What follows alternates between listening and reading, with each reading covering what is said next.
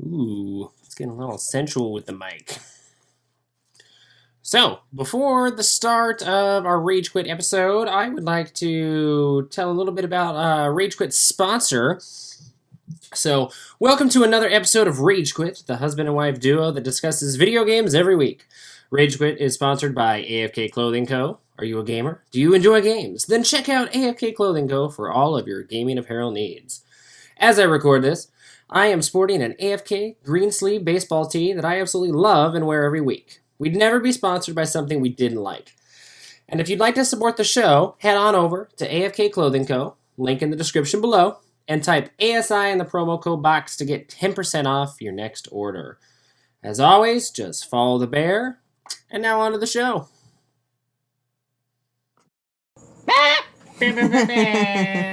Oh, that really spiked. Yeah, you're probably gonna edit that one out. Yeah. Eh.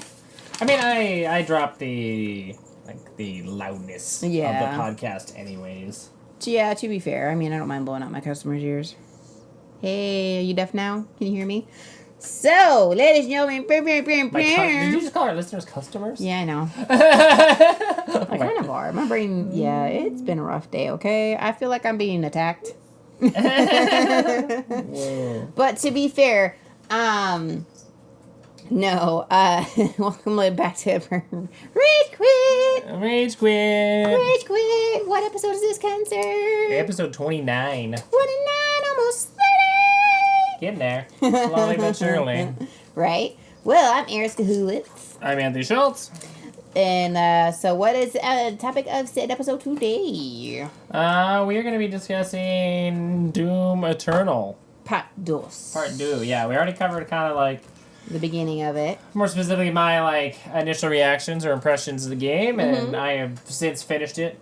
A few times. Done a few times, 3 times now, and then done some of the multiplayer, at least the tutorial. So yeah. And so this is our heavily spoiler, if you haven't played it yet, spoiler part 2 episode, how we feel about it now. Exactly, and we're going to start doing that with a few games. Yeah, as new games come out, especially ones that we really enjoy. We did the same thing for our sister podcast, 64 Bits of Rage. With Animal Crossing. Yeah, and then I'm sure we'll do the same thing with Final Fantasy VII Remake in particular. So yeah, when you finish the first chunk of it. Yeah, because that obviously is the only one out. It's just the Midgar section, but that was last week's episode. Yep. There'll be a part 2 of that as well. That'll be more spoilery. Yo, that one will definitely be. Especially since that one is more story-heavy as well. Mm-hmm. Yeah, obviously Doom Eternal has a good story, but... It has a really good story, actually. Not as in-depth, obviously, as... That's not what you're going to Doom for.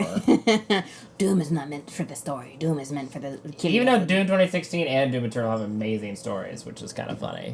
But, yeah, that's going to be something that we're going to try to do regularly as new releases come out. We'll do a part 1 where we just kind of reveal our initial impressions, how we feel about the game, if we like it, don't like it, from what we played. Presumably we've gone through any kind of tutorials and done a mission or 2, or at least a few hours into the game, and then we'll give that kind of viewpoint, and then we'll see if that's changed or if we can get down in the nitty gritty a little bit with part 2. Yeah, obviously sometimes there may be a part 3 with Animal Crossing from our sister podcast, because since it's not a game that has an ending, or with Final Fantasy where it's going to have multiple chunks. Yeah, exactly. We can do Post Mortems of those, and that's probably how I will label them so that you can kind of see it's these are the 3 episodes, and then I can group them together somehow, probably in a website post or a social media post or something. Side note, for Final Fantasy VII, I'm still irritated that Jesse's not a love interest. I know, that is very aggravating. We will talk about that more in part 2 once I finish it. That one will probably be a little further out just because I'm savoring it a little bit. But yes, that aggravates the flavor. Me too. She's so cool. She's super cool. She's one of my favorite parts to the remake. Because she finally has a fleshed out role and a distinct personality. Right. And, yeah. She's great. All right, Cancer. Tell us. What's your thoughts of Doom? So I think last time I talked about Doom Eternal, I had done a few missions, so I was getting used to the game mechanics and how it functioned. I thought that it was going to be more more like Doom 2016 in the way of like combat. It is not. No. No, it's like Doom 2016 is like the template or the groundwork for Yeah. it, which is still phenomenal, by the way. Doom Eternal, though, takes all of that, wraps it back up into Doom Eternal, and then adds a shit ton of stuff to it. But I am here to say, once you get like fluid with the combat, once you learn the new things that they added and like using them in tandem with one another, using the fire belch, which is like your flamethrower that's on your shoulder, will give you armor shards to use, like from enemies. As soon as they light on fire, they'll perpetually give you armor shards till they burn out, kind of a thing. Using that, the glory kills for health, and what's the other one? It's like armor, health. Chainsaw for fuel. Oh, ammo, yeah. Ammo, yeah. Yep. And using the chainsaw for ammo. Using those kind of like in conjunction all with one another makes for super fluid combat. It's like, it's a dance macabre. Like, you're really just kind of flying around the map and with, perpetually refilling your ammunition, your health, and your armor. If you don't use like pretty much any one of those, you're kind of boned. So if anyone's having difficulties playing it and they don't really understand why, they think maybe it's too hard. It's not necessarily that it's too hard. You just have to use all of the tools at your disposal regularly. Yeah. If you don't, you will die. Because I think with 2016, what it was just... You could use the chainsaw, but it was a little more difficult to get fuel for it. You had to, like, if I remember correctly, you had to specifically find the fuel canisters, which are prevalent in Doom Eternal. Yeah. But you automatically fill one bar of your chainsaw to use whenever. It like replenishes on its own, kind of a thing. And then the flame belch didn't exist. No. So there was really no way to get armor shards unless you found armor on the map in static locations. So you were just doing glory kills, which is kind of the primary focus. Yeah. To get because armor, of the visceral kind of kinetic nature of it. And then you'd use the chainsaw to get like ammunition if you were getting a little low. But there was pretty good again static placements of ammunition, so you were pretty good. Yeah. It was more about the visual nature of the combat and the speed of the combat. Yeah. Less about like resource management.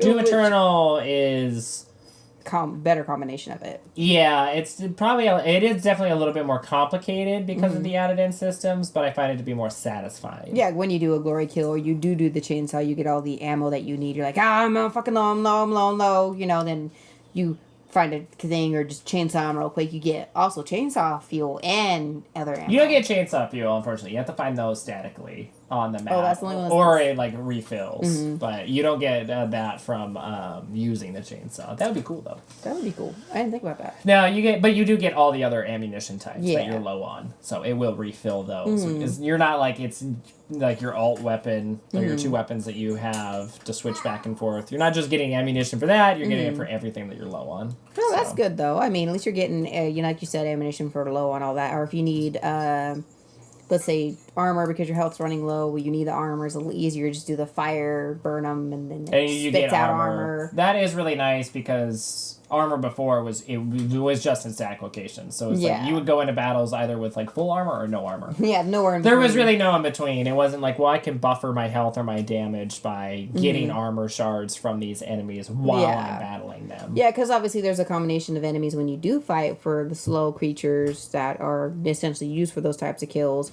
or the fast creatures. And they do, and they're called fodder demons, and they are plentiful and respawn. So it's like you can use a chainsaw kill on them frequently, or you can use like the flame belch on them to get armor and to get armor shards and stuff. It's not like you're always going against a heavy demon and trying to extract resources from them, which is more difficult. And so then you can get screwed over that way trying to do it if your stuff isn't upgraded to the max or whatever the case may be, how far you are in the story and whatnot. Well, exactly. So so you feel like it's much more... I feel like the combat's better, and I didn't think they were going to be able to do that. Because you thought, obviously at the time, that 2016's was... It was kind of the pinnacle. Like, I was like, man, I don't know how they would be able to improve on Doom 2016's amazing combat.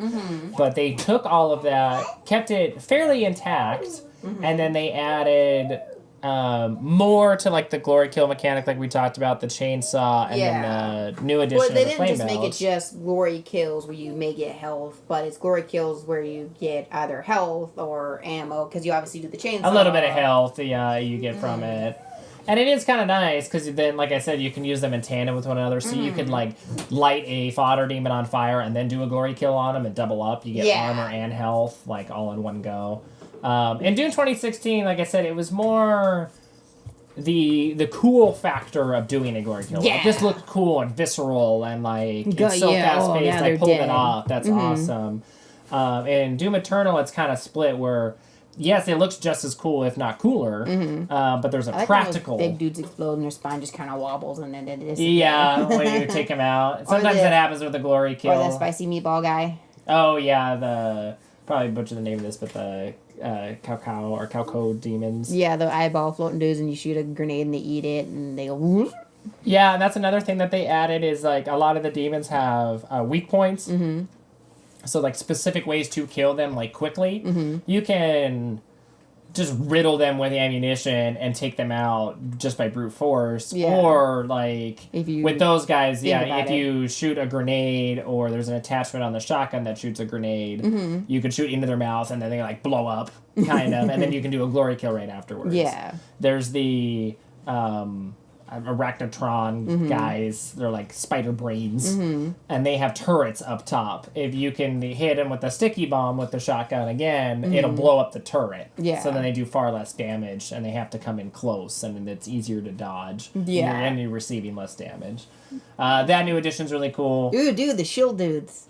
The shield guys are, Those are annoying. They can be, you can... Oh, that's... Not the shield ones, the ones that project a shield. Yeah, the ones that project a shield are super annoying, because you can be in the middle of a very, like, fluid kind of combat loop. And they fuck you up. And then they throw a shield in front of you as you're rushing in to do a glory kill. And they're not even close to the enemy you're fighting, or you. Nope. So that's a little rough. You can blow up those shields, though, with the plasma rifle, and it causes, but if you're not wide area damage. Which happens all the time, You don't expect it because it's all of a sudden. It's like, boop, there's a shield, you can't go. You're trying to go in for the glory kill because you're running low on health, all of a sudden, boop, nope, denied. You gotta figure out either to jump over to go around and hope there aren't any other demons there. They're gonna take you out in the in-between. Which really sucks. Which makes it fun, though. It kind of, It does, keeps you on your toes. Yeah, it keeps you on your toes, but hinders your... It's not like you're in complete control all the time of the battle. Yeah, definitely not. And then they added a double dash mechanic. Which you tried to do in Fallout. Get away, double dash. I can't do it. So you can double dash now, and there are definitely some platforming elements, which we talked about in the last podcast episode about Doom Eternal. But you can also use it and make demons explode. Which is cool. Yeah. I will bring up again, which is really cool. I don't know if I did previously, where just the freaking animalistic way he crawls up walls. I know, yeah, and some people really liked it, and some people didn't. I particularly enjoy it. I think it's really cool, because he is very feral and kind of animalistic and just sheer power. Yeah. He's not one really for finesse, I wouldn't say. Like, you can when you kind of get into that rhythm, but it is still just kind of brute power. And that's even shown when you're not fighting enemies and you're just platforming. You're climbing up a wall where he's just gripping into his fingertips and stuff to climb this... metal scaffolding. Right? Which is legit. And then I like the collectibles. This is my side note of what I like. I like the essentially Funkos collectibles. Yeah, they are, yeah. They are. They're totally Funko Pops. And where he, like, collects himself, and then he has the little Funko, and he does the animation where he has the blade stick out, and then pop back in, and then he does it. Yeah, and that was for when you get the Doomslayer like one, Funko. Yeah. Yeah, and he mimics himself pretty much. Or he collects the collects vinyl. Vinyl, and he looks at it. Yeah, and he pulls the vinyl out of the sleeve and looks at it and then puts it back in. Yeah, or he collects... And then it's framed in the hub area, the Fortress of Doom, which is great. His Doom room, which is legit. Because Funkos in there. In this one, you find out that Doom guy is a nerd. Yeah. He's a silent protagonist, and so you don't really get to see a lot of his personality come out in, like, say, dialogue. and that doesn't mean that silent protagonists aren't by definition bad protagonists by any means. They can be fleshed out in other ways, and Doom Eternal does a good job of fleshing them out. And so you get to hear his backstory through other characters that do speak, but then you also get to see the side of him at the Fortress of Doom with the collectibles, because pizzas everywhere. Yeah, and he's a gamer, and he's a reader, and he collects all these Funko Pops, and he listens to music and buys all the time. He showcases all of his weapons that he's collected. Yep. He's working on new armor, like he's a tinkerer, like an engineer almost, and he does all these kind of nerd things that you get to see he's in the middle of. Yeah. While saving the world from a demon apocalypse. I like the fact that he's got pizza boxes all over his room. Yeah, where did he get the pizza? Like, who delivered to the Fortress of Doom? Or did he teleport somewhere, get pizza, and then teleport back? Right. And then if he went to a pizza shop and got his own pizza to bring back to the Fortress of Doom, what pizza place does he go to? I know. Like, is there some place in New York before it was destroyed in this series where he's got pizza? There's like a regular guy, like it's like, oh, it's a Luigi, you know? Yeah. It's for the Doom guy. It's the Doom guy. He wants his pizza. Yeah. We got a 5 of pies going out to Doom guy. Like, the Doom guy just shows up in a sentinel armor and doesn't say anything, leaves some cash on the table, grabs the pizzas, and then teleports back to the Vegas, Fortress of teleporting back. I opened up a portal for you. Yeah, and he's just getting pizza. Right. Dude, that would be like the best way to get pizza. That's what I mean. Right? Just use a dude portal. Vega, open up me a portal. I gotta get some pizza. Yeah. I opened you up a portal. That's why it's like really funny. Because you get to see the fun part of Doom Guy. Yeah, where he collects the floppy disk, which have the games, and you can play those too. Yeah, and he's pretty much replaying his stories. Yeah. That he's been in. Yep. And using cheat codes and stuff. And even though he already did it, like, in real life. Yep. He's going back through, like, almost like a memory kind of thing. And using the tech available at the time to, you know, apply cheat codes and reliving past memories or missions and events in his own life, which is funny. So he's obviously nostalgic, too. Yeah, true. So speaking of events and stuff, what did you think of the story of Doom Guy? I thought it was awesome. The first one I thought was a great... Doom 2016, I thought it was a great, like, world building. Mm-hmm.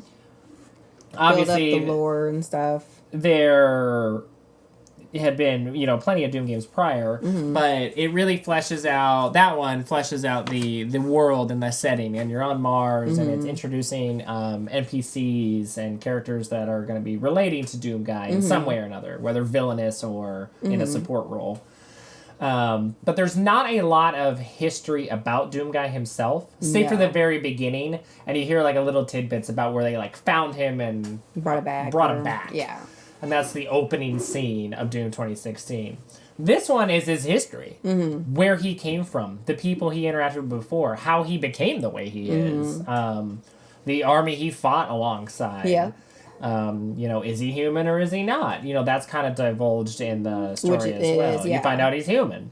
What? Yeah, I mean... We're spoilers. To a degree, he's human. But he is from human. Or from human. That's the world. Where do we live, human? From Earth. You just pulled a me there, buddy. I did. Yeah. The store? From human. Yep. From human! That's okay. Okay. Our toddler just put a bucket on his head. He's standing in the middle of the room by himself, not making any noise with the bucket on his head. Yep, he's just standing with a bucket on his head.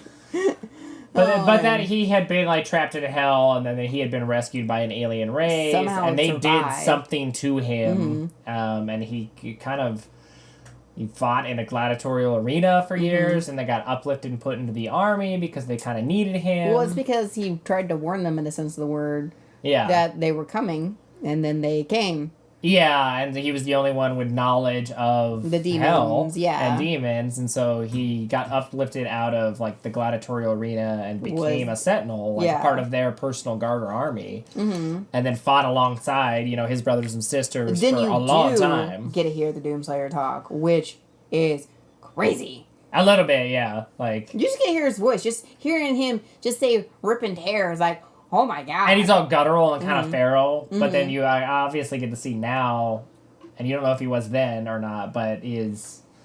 Well, he's collecting things and listening to music. But then you see his interaction with the humans. He's not like killing them or anything like that. He's trying to save them or... He's very stoic and, like, very one-track mind. Yeah, I think my favorite part is when he grabs the nerd's fucking lanyard, drags him over. And that mission in the entire game is my favorite Dude, the one. BFG. Which isn't, that's that mission. Yeah. I love when you're battling and it says BFG firing and the entire thing shakes. And then if you're looking out and see the BFG shoot, it turns green and then you get to see the big BFG actually rocket towards Earth. Yeah, and it's just shaking like the entire game, your controller, all of it. Yeah, so there's a mission about halfway through the game or just shy of, and it takes place on Phobos, which is one of the Mars's moons. And you find out through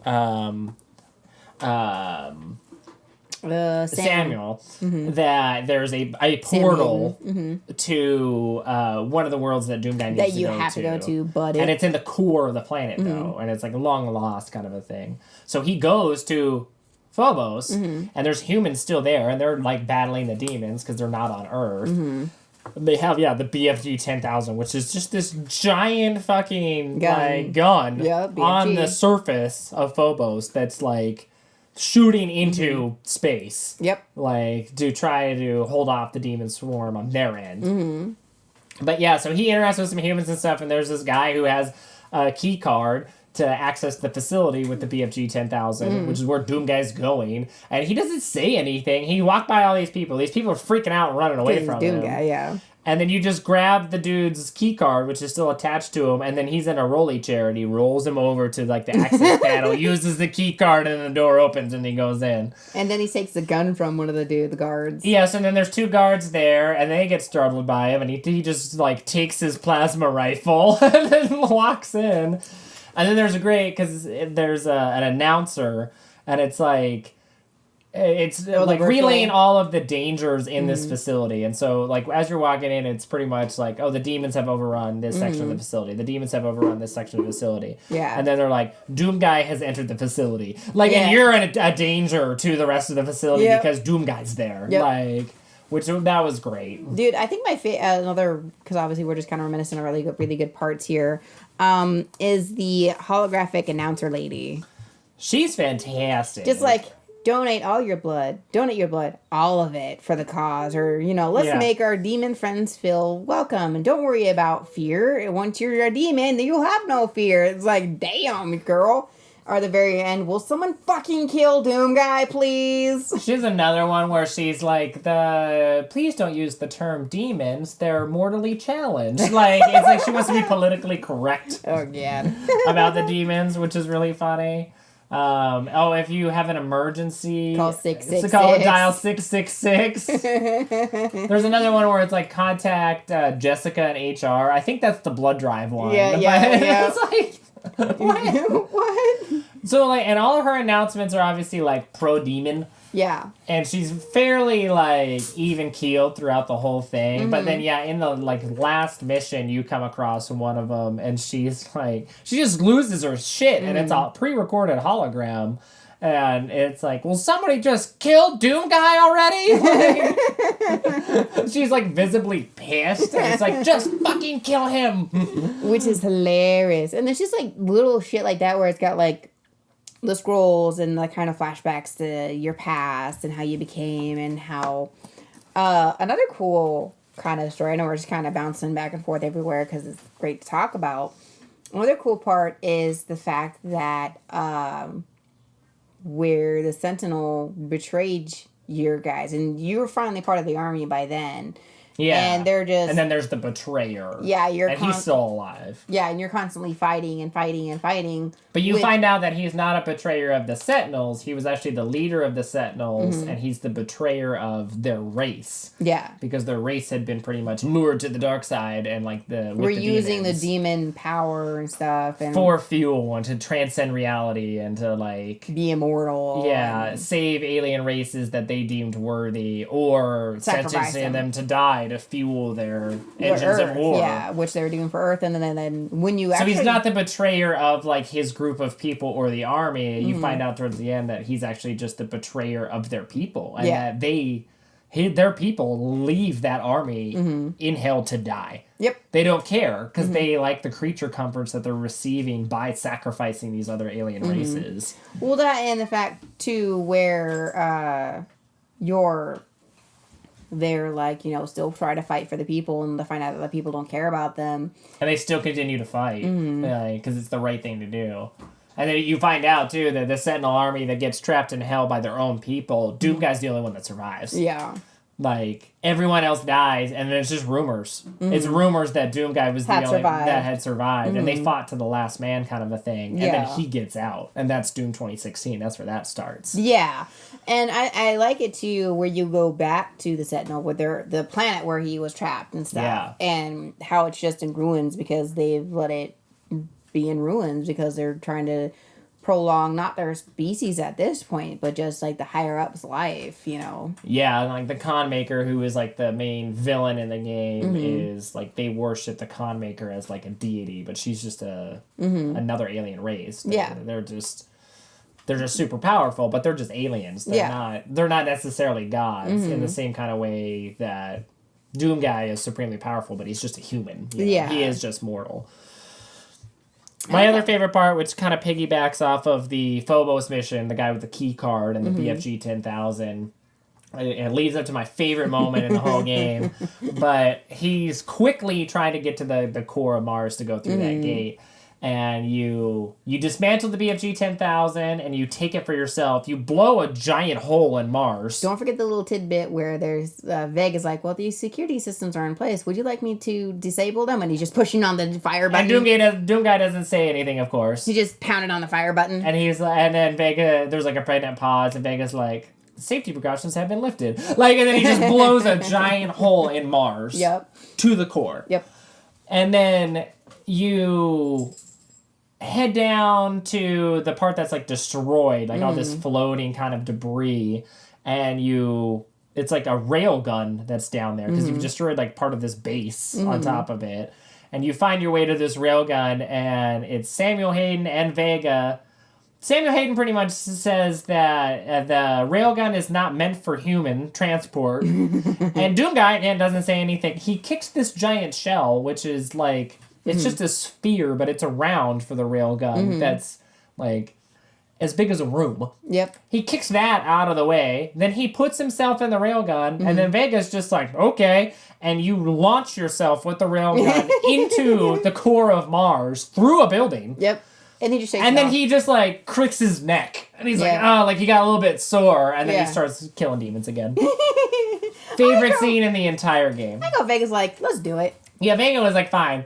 Vega like, Sammy Hiddens, you can't blow a hole in Mars. And he does it. The safety systems. You can't shoot yourself out of that. Are you ready to go? It's not a transport system, and then Vega just does it. Yep.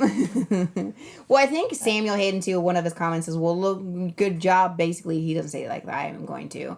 Nice job, hot shot. Now you fucking blew a hole. How are you going to get there? There's no way to get there now. And then he, like, shoots himself into it, and it's like, Doomguy is a man with solutions. Right. He's a man to get things done. Another funny part, too, is when he gets Samuel Hayden. That one's really funny, too. That's a really good mission. In the first instance, you see humans. A Marauder and humans.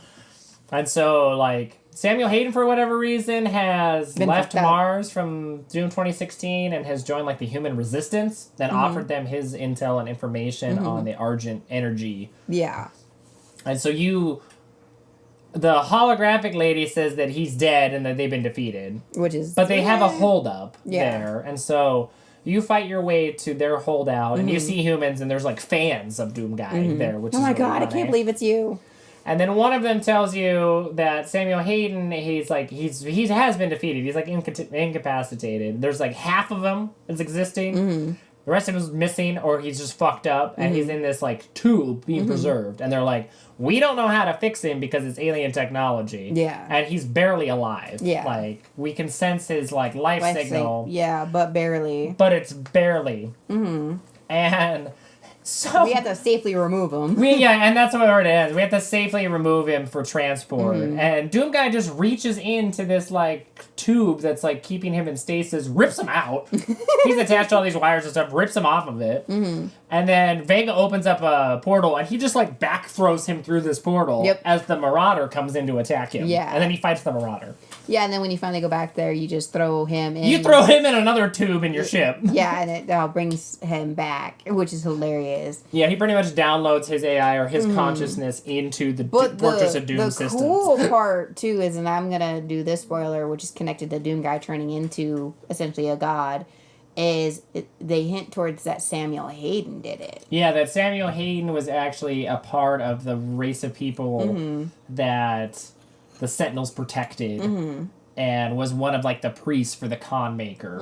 And that he defected, essentially, and took Doom Guy and put him through a ritual that had never been done and wasn't supposed to be done to him and made him into Doom Guy. Yeah, because he was already... But you don't know his intentions. It's very strongly implied that it is him. Well, yeah, you just see his hand. But you don't know for sure. Yeah. And it sounds like him as well.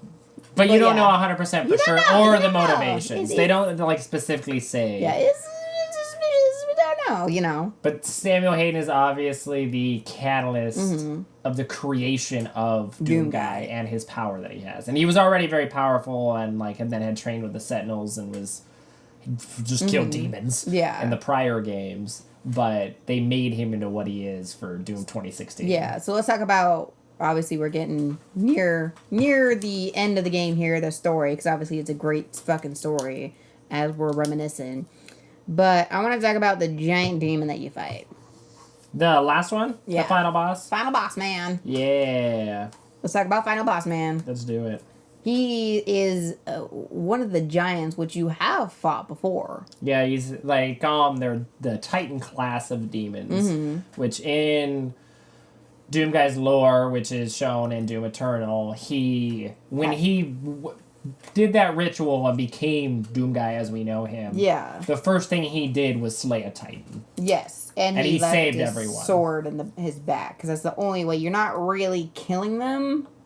Yeah, it's like they are dead, but it's if you remove the hilt blade. And the blade, they will be resurrected. And so there is a part in the story where he has to go, and you think that he's gonna raise the one that he defeated and have to defeat him in some other way. No, he just takes the hilt and he remakes the Crucible sword to defeat the end boss. Titan.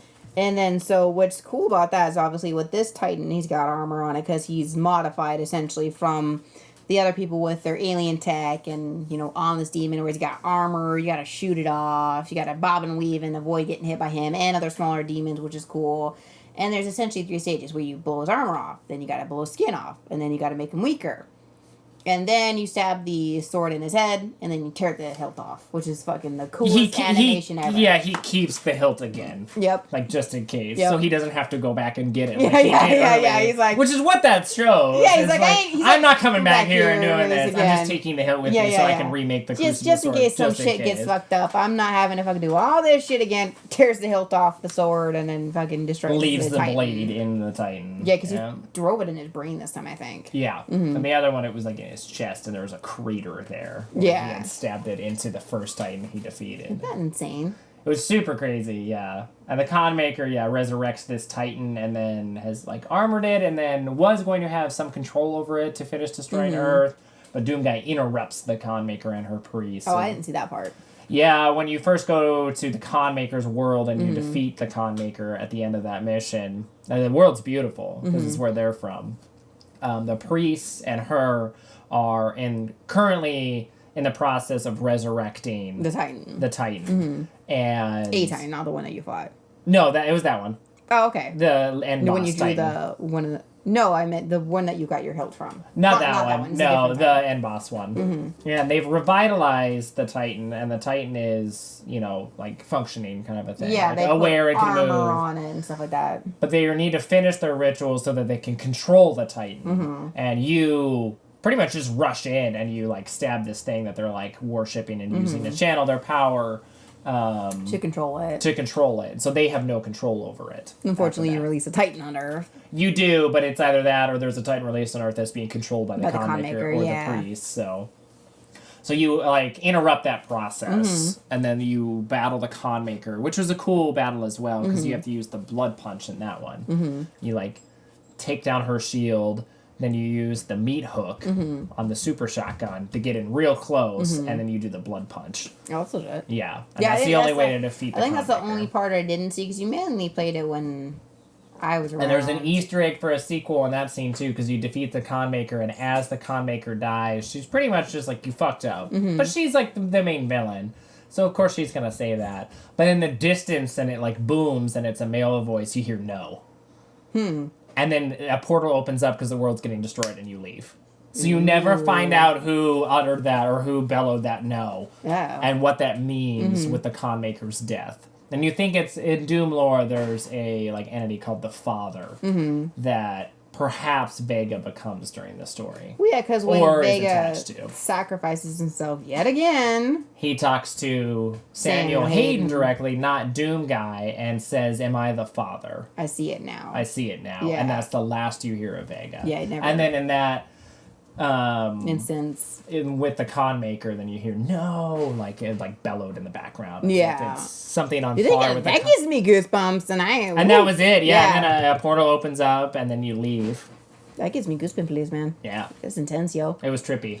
It's so, and just like with that alone, that just entire story, which we can divulge and all that, it's so intense. The story is great. The lore building's great. It was great to have a personal story kind of revolved around Doom Guy. You know Doom Guy now. Yeah. You know how he became to be. You don't know who Doom Guy is. You still know his name or who he was as a human, but you know he was from the army of some sort, was probably fighting the demons. And he was trained by the Sentinels, because the Sentinels were like renowned for their fighting abilities. And that's where he knows how to fight. Yeah. Like, as far as like the more elegant nature of his And fight. I like the fact, too, where you find out, well, Doom Guy, like, just the intensity of him as a human, because you always hear the lore from the soldiers, his group of soldiers, saying he was, like, bleeding, scarred, never asked for attention or medical or anything. Just fought. Just fought. Rip and tear, fought. And then after... never asked for anything. Help, aid, nothing. Like, nothing. He just fought. He just... All he wanted to do was kill demons. Yep. And he never asked, and he never talked to anybody. Nope. Which he just said rip and tear when they pulled him from hell.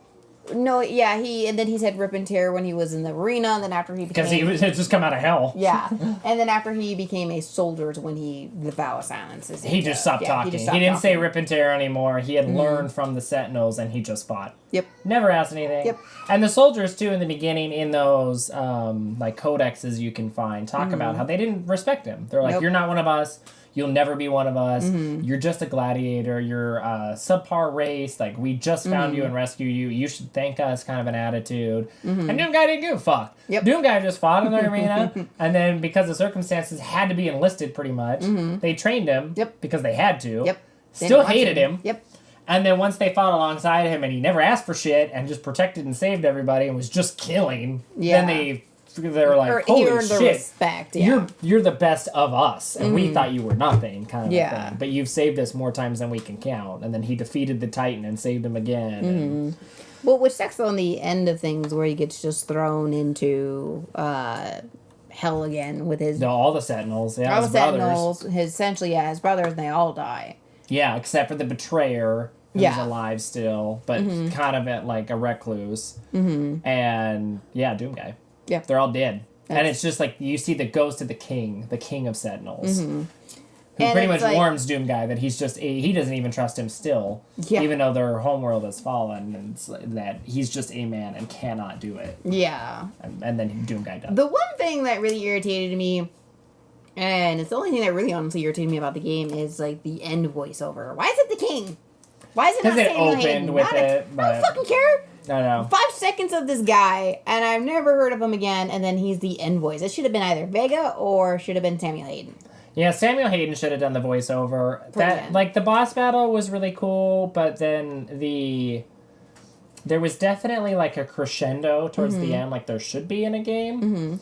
That type of game, I should say. And then it really just kind of like nosedives because there really isn't any context like provided to what he had just done. Yeah. It's pretty much like he saved the world, like humanity can start rebuilding, and then you hear like a little radio frequency from the human resistance. Yeah, that they've stopped. Hopefully this is the last broadcast Yeah. they can rebuild. And Doom Guy they revere as like a god now because he saved them single-handedly. Yeah. And then, then there's, like, that quote from the king, which is supposed to be, like, super momentous, but doesn't really have... any backfilling or... as personal of attachment, at least to the player, as, like, Samuel Hayden would or Vega. Yeah. And so it kind of loses its luster a little bit. I wish Samuel Hayden had provided a little bit more context or wrapped everything up in a bow with his voice and his thoughts on it.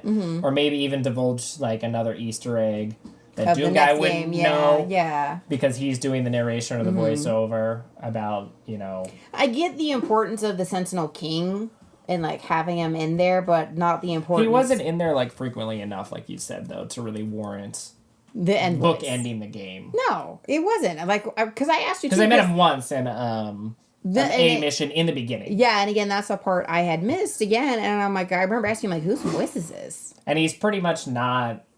Like, he's not a fan of Doom Guy, really, and says that he can't do it. He's not, but it's like, well, he did do it at the end, and then he's supposed to provide the gravitas. Well, that's what I said. Well, you said he couldn't do it. Yeah, and then I remember, I'm asking you, too, when we're listening to the end, I'm like, who's talking? It's like King Novik or Novak or something like that. Yeah. I don't think it's Novak from New Vegas. But I think it's Novix or something. Yeah, but I'm like, who's talking? I don't know his voice. Because the voices are very, Vega's voice is very significant. Samuel Hayden's, even the Con Maker. The Con Maker's is. The three evil priests and shit like that. The priests those are very same. significant sounds of their voices. And then I'm like, the fuck is this guy talking? Yeah, because he does the opening line, he does the last line, and then he's in a mission towards the beginning when you first go to the Sentinel home. Yeah, he's not even in the middle.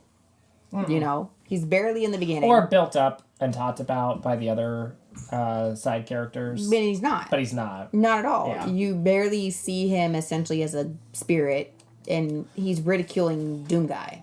Pretty much, that he can't do it. Yeah. He's just a man, there's no way he could do it. Even though he's been turned into essentially a god. And it's as if he ignores that or doesn't know it. And so it's like that's a very important ellipsis of the game. You're going to ignore that factor or not know about it, really. Yeah, and I get not wanting to reveal it right now in the context of the game, but... because it's in the beginning. That king should probably know. That he's been turned into a god. So those lines could easily have been changed not to allude to the fact that he is all-powerful. Yeah, because at the end, even if, like, they still use his voice, saying, And I don't think Doom Guy even thinks he's all that powerful. He just does what he has to do kind of a thing. Yeah. It happens to be super powerful. Exactly. I don't think he really thinks about it. No. Like, I can do this. Like, I never take him, even as a silent protagonist, as, like, arrogant or full of, like, bravado. The Doom Guy just does what he just does. He just does. I have to do this. Yeah. And the demons are evil, rip tear, and that's what he does. And that's it. Like, in whatever means necessary even to get with there. the humans, he's not overly compassionate or anything. He just doesn't want the demon horde to spread, regardless of it being Earth and where he's essentially from. Yeah. He's just wanting to But he is human. But demons. he's just as much human as he is a Sentinel. And he wasn't able to save the Sentinels. So. Yeah. He had to save which they talk about. Yeah. Well, but then again, that wasn't his fault either. He was betrayed by the Con Maker. Exactly. So it's like, damned if you do, damned if you don't, in that situation, and he wasn't going to let what happened to his men in the Sentinel, and probably the men when he first was thrown into hell, happen to Earth completely. Yeah. Now he has the power and the wherewithal to take care of it, even if it's on his own. For once. Yeah, and he didn't before. Yep. Because it was just the onslaught of a perpetual horde of demons, and he was trapped. The last thing I want to talk about is just the multiplayer. Oh, yeah, multiplayer. Which is really the only kind of black mark that I have against this game. Because I think the multiplayer in 2016 was legit. I personally enjoyed the multiplayer in 2016. It was just PvP. Yeah, Teams and PvP. Yeah, it was, deathmatch was definitely the big one. Team deathmatch. Yeah. And that fits that style of game just because Doom is such an aged franchise and has its roots in, especially id Software, they have their roots in early multiplayer FPSs, and they really created the first-person shooter genre with Wolfenstein, Doom, and then Quake. And I find it really weird because, with Doom 2016, id Software didn't do their multiplayer. Somebody else did. I can't remember the studio that did it. But another studio did that component of it. They did the story, though, and the gameplay mechanics and all that. And I really enjoyed it. I just played it on the Switch, and I played it on the PS4 as well. And I don't play multiplayer games very often. Yeah. I loved the throwback to older multiplayer modes, and then it was fast and kinetic, and it was like playing Quake 3 Arena all over again. This one, id Software specifically took the reins, and they did the multiplayer as well as the campaign. And they came out on record and said that they thought that Team Deathmatch or Deathmatch was old. It was too old. What? Like that it needed to be more modernized with how multiplayer is nowadays. And so I'm not trying to fucking play Fortnite. Yeah, and it's not to that degree by any means. I'm still gonna bitch about it. But how it stands right now is multiplayer functions where one person there's just 3-player matches. One person functions as the Doomslayer. And then 2 players team up together and they play as demons. So you pick your demon. And then you also pick, like, your loadout. So you can be, like a medic support role as a demon if you want to. Weird. Yeah. And your demons summon other demons. That makes no sense. Why would you be a medic support demon? That's not even an aspect of the game itself. I know. You, like, heal other demons around you. It makes no sense. Yeah, which is not in the game at all. It's not in the game. Why would you add that? And you pretty much have to strategize with the other demon player character and take down Doomslayer. And then Doomslayer's on their own and has to defeat the 2-player demons. That's so weird. And then that isn't just like a one-shot deal. You have 4 rounds. Yeah. And it's best of 4 rounds. Okay. Wins. Each round, whether you win or lose, you get to pick a new perk. Yeah. So like for Doomslayer, for example, he can pick during one of the rounds to get the BFG and use that. Yeah. The demons can... pick if they don't have the medic attribute in their loadout, they can choose that so that they can heal themselves or heal their partner, the other demon. And so on and so forth till 4 rounds are done, best of 4 wins, and then you go into the next match. That's the only mode available. That's so dumb. I wonder if they'll flesh it out, though, or add to it. I don't know. I was a little disappointed. I ran through the tutorial on it so I could learn how to play as the demons. Because you already kind of know how to play as Doom Guy from the campaign. Yeah. But, and it's like, it's an interesting idea, but for a first-person shooter like that, I don't want it. It doesn't make any sense. It's kind of like the Gears of War franchise, where it's like, they match their multiplayer, at least the old ones. I only played the first 4, like up through Judgment. I haven't played Gears of War 4 or 5. But it's a third-person cover-based shooter. Enemies roll in waves. You have to coordinate with your team. So it's essentially a team deathmatch. That was like one of the more popular modes. And they have all the other like basic like capture the flag and multiplayer modes that you would imagine. But that was like the big one. It was like waves of enemies and stuff. They get harder and harder and harder. There's pickups around the map and stuff. You have to coordinate with your team and like defeat them. That fits that style of game, and also like the story and how the level structure and gameplay mechanics function in that game. That makes sense for that. It does, yeah. Doom 2016, I think because it is such an old franchise, all the way back to 1993, it's deathmatch, it's team deathmatch or capture the flag, very basic modes, and it's very frenetic. But it was fun. Yeah, fast paced, but it's simple. It's like easy to get a hold of if you've been gaming a long time, and it's more focused on the gameplay. And I'm like, I'm totally down with that. And with Doom Eternal, I feel like they tried to change it too much. They tried to do something that doesn't really align itself with the campaign or the story to be different, but it doesn't match weren't really being different. They were being like everybody else and how they set up their unique gameplay multiplayer modes. And so that's a little bit of a disappointment. I will play more of it because there are trophies attached to it. Yeah. And I do really want to platinum on it because the rest of the game is great. Like, it's so amazing. Just like 5 stars. Or what we polar bear paws. Yeah, 5 polar bear paws. 5 polar bear paws. And I would say currently, right now, it is the most perfect first-person shooter. Yeah. Right now, yeah, definitely. As close to perfection as you can possibly get. It has everything. It's got an amazing story. It's a beautiful game. The hub world works. The collectibles are awesome. The collectibles are cute. It's fast-paced and kinetic. They made it even more fast-paced and kinetic, but doable than Doom 2016. They outdid themselves in that way. Double dash, especially. So it's really surprising to see them then take the reins on the multiplayer and kind of... just tank it. Yeah, it's not the best. It really isn't.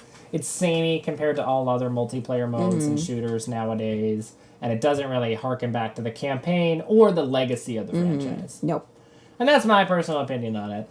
I will, like I said, dive more into it because I have to for the trophies, and everything else is so amazing about it that I really want that platinum for it. And I have the platinum for Doom 2016. However, that being said, I will most likely get the Doom Eternal Switch version once it comes out. I will not play any multiplayer on it. Nope. I will just enjoy the campaign and play through that. And that's what we talked about before. The cool part about the Switch and not essentially not having trophies or anything, where you can just play it till your heart's content. Exactly. And enjoy it. And to try to add like a little bit of credibility to myself and my opinions, I did play through Doom Eternal 3 times, get all the collectibles, did all the challenge, and I played it on the hardest difficulty nightmare mode. And then I did everything on it. And then with 2016 you platinum, and then you played through it on the Switch as well. So it's not as if I didn't do everything in the campaign or wasn't very good, so maybe that's why I don't like the multiplayer. I cruised through 2016's multiplayer. And I cruised through the campaign of Doom Eternal fairly readily. 3 times within like a 2-3 week period. So I enjoyed every minute of that. Exactly. It's just the multiplayer. Yeah, and I mean, every game's perfect to a point. And they always say, like, critique the things you love. Do I critique you? Yeah. Fine. I'm lazy about that. All right, well, I think that's a good wrap-on-wrap point. I'm not. Wrap-on-wrap point? I'm not trying to do an uns or actual rap. That'd be bad. Two-way. I'm too white for that. I don't even know the new age junk. When someone like shorthand texts me, I'm like, what is that word even? What is the acronym? What is this? Some of them, like, it took me forever to know, like, what SMH stood for. What is? Oh, shake my head. Yeah. Took me a second there. Or I know, smack right? my head. Smack my head. Or IKR. I know, right? Why? Oh, I know. I see that one all the time too. Why? Don't do that to me. Yeah, why, Oliver? Why? I'm fine with LOL, and that's about it. Yeah, right? You just get the LOLs. Because I feel like the sentence is harsh. Don't put an LOL on it. Exactly. I'm going to undercut my harshness of my words. And my critiqueness here. All right, so... Housekeeping. Taller housekeeping. We still are going to be rolling out merchandise, but it's not going to be for a long while, just because of the economic crisis of the world and the pandemic everyone's going through. We want this podcast to... It would anyways, but we want the podcast, or lack of merchandise, everything to remain free. Yes, as much as just possible. So you have entertainment content to listen to hopefully escape this is a side for an hour note throughout the day. I think we should, obviously after we roll out on it, don't quote me on this because we're thinking this light bulb, we should do a giveaway on brand new merch. Yeah, absolutely. I think so. But we'll talk about that more in depth. We are going to be getting prototypes for ourselves, and then we'll be able to show those off on social media or the ASInquisitor website, which is ASInquisitor.com. Which you just bought. Yep. Yeah. And so you'll be able to see them. Hopefully, just because we have more time to kind of develop this, we'll have more like products and stuff. So if you really like the podcast or the ASInquisitor streams, you can get, maybe instead of just t-shirts for the podcast, there'll be like coffee mugs or joggers and things like that. Yeah. But that's not going to be for a long while. Same with our Patreon. We will be setting that up. That'll just provide like early access or like Twitch subscriptions, maybe some merch depending on how in depth we go with it. Yeah. But again, we don't want to ask people for money right now. Yeah, we just want to give you a moment to get away. Yeah, exactly. And your money is better spent, taking care of your family and loved ones, or making sure that you still have a roof over your head and food and all that good stuff. But they are still in the works. They're not permanently shelved by any means. No. Not it's just something that we're gonna just elongate the time process on.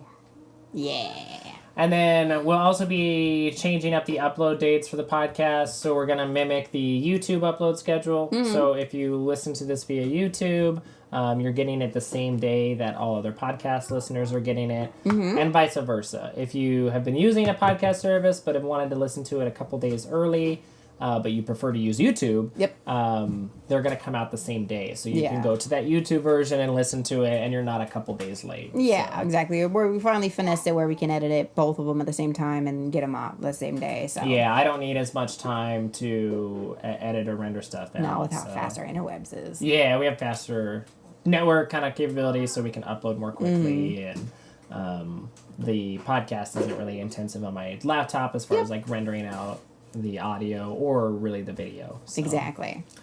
But yeah, besides that, we're gonna be doing more as new game releases come out. The ones that strike a chord with Ariel and I. Yeah, we'll do parts. We'll at most do 3 parts. We'll do a part 1 where it's like our initial reactions, and then part 2 will be more in depth, like this one. If you finish the game, and then part 3, if obviously it's either a MMO or a bigger game that just doesn't technically end. Yeah, we'll do like a Post Mortem and we will probably do a Post Mortem with Doom. Obviously, it has a distinct ending. However, there is DLC and expansions. Yeah, exactly. So this will have a part 3, but it'll be part 3 DLC. So yeah, and it'll be after all the DLC is out, and so then we'll just dive into the nitty gritty of the 2 expansions that are coming out for Doom. Exactly. So. And we'll be doing the same thing with Final Fantasy VII Remake for Rage Quit, and then, like Ariel said, on 64 Bits of Rage, we'll be doing it with Animal Crossing. Yep, so there'll be a third part to that. But as for housekeeping, that's it. Housekeeping. All right, folks, I think that's a great end to Doom Part 2. Tune in when eventually we'll Doom Part 3. Gotta wait for DLC to roll out, though. Doom Eternal Part 3. Doom Eternal Part 3. Oh, yeah, don't ruin Doom. Oh. All right, folks, well, as always, follow the bear. Pete's.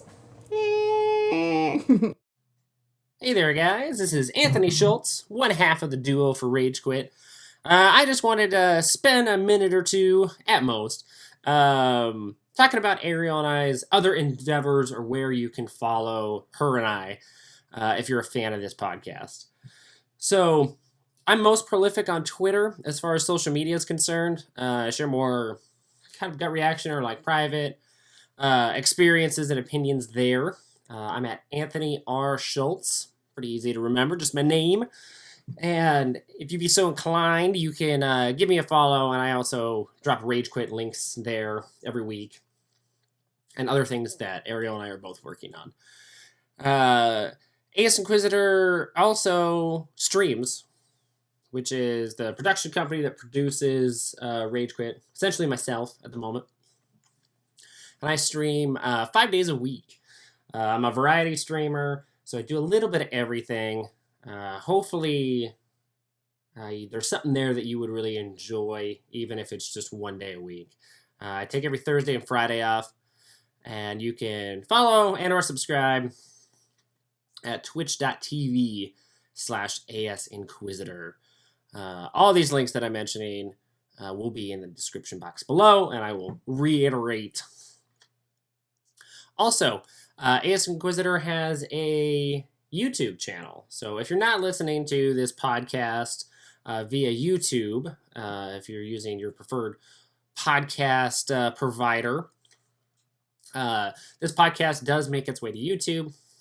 We will eventually be recording not only our voices, but also ourselves when we do the podcast. We're just working on some equipment issues right now. But we also have past streams that I've done for ASInquisitor that have a little bit more kind of polish or pizzazz to them. They're divided up into like better bite-sized chunks for complete game playthroughs or Let's Plays. There's also a lot of unique content there.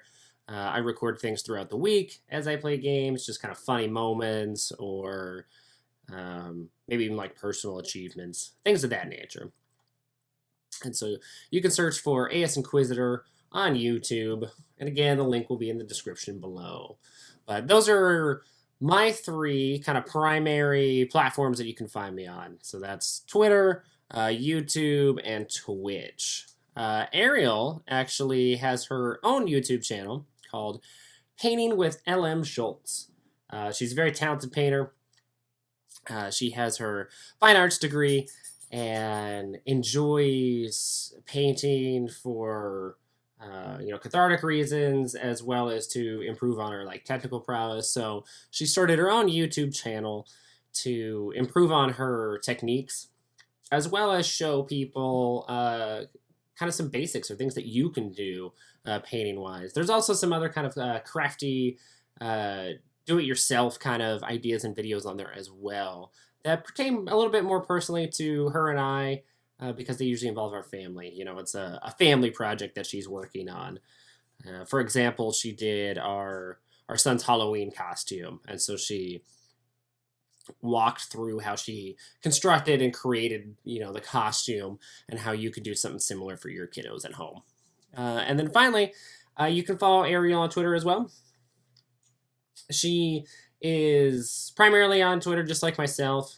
We don't really indulge in too many other social media platforms, save for maybe Instagram. I don't think we're as active on there. Ariel might be, more so than myself. But you can follow her at Merhobbit and give her a follow as well. That's my lovely co-host and beautiful wife, Ariel. But anyways, I just wanted to stop in and kind of throw some links your way. And if you were curious about what ASInquisitor was doing and how Rage Quit kind of fit into that ecosystem, there it is. Yeah, got all the links for you.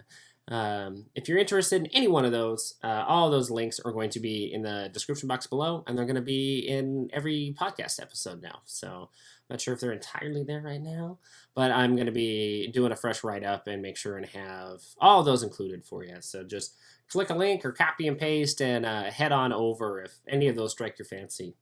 But anyways, thanks for enjoying the show. Really appreciate it. We'll be back next week for more rage quittiness. And as always, follow the bear. And have a good evening, guys.